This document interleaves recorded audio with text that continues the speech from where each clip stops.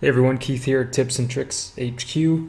In today's video, we're going to be setting up a gallery. We already configured the basic settings for WP Photo Seller and created a price list. Now today we're going to set up a gallery. So to get to the gallery page, under WP Photo Seller in the menu here, just click on Gallery, and then you can set up the general settings here if you want to. And then to create a new gallery, just click on the Create New Gallery button.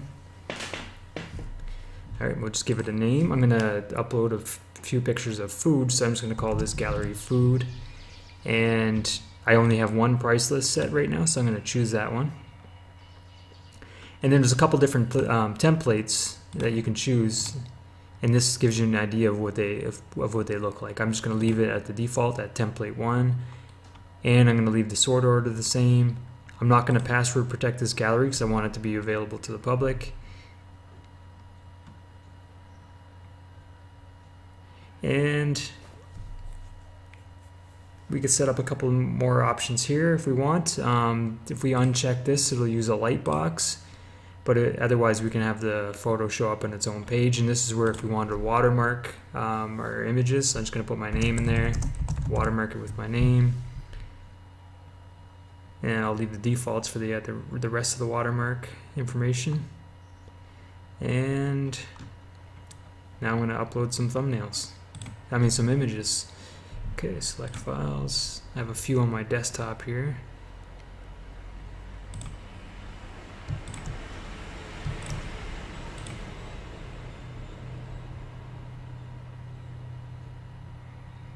Okay, the third image is quite big, so it's taking a while. I'm just going to use these two images here.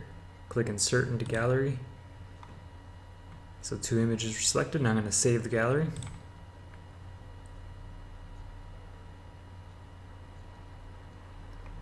Alright, there we go. There's all the settings in place, and there's the 2 images that we have in there. So what happens automatically, as soon as this gallery is created, it's given an ID of 1.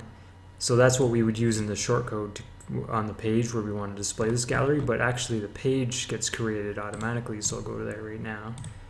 And it becomes a sub-page of the main photo gallery page. So here's the photo gallery, and now here's the food page because we just created a food gallery. Okay, so I'll just click on Edit and show you that. What it does is just puts the shortcode in there with the ID of the photo gallery, so you can use that on a post even if you wanted to, but it creates it automatically, so we're just going to go with that. And let's look at the actual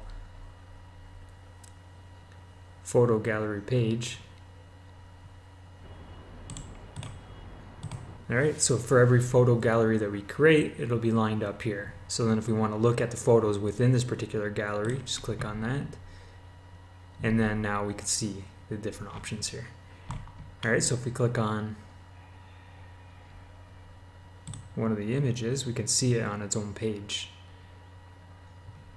There we go. So then we have the option of here's the portrait if we wanted to get a print of this, or if we wanted to buy a digital, we could just choose whatever quantity we want and then add it to the cart. You can see our watermarks embedded right in there. So we can make that a lot bigger if we wanted to. But it's in the center, so it's going to be good enough. Alright, so we can just buy one of these if we wanted to. Add to cart. Alright, we can continue shopping, or we can just view the cart and check out. So that's really all there is to creating a gallery. Again, this is Keith Locke, Tips and Tricks HQ. Thanks for watching.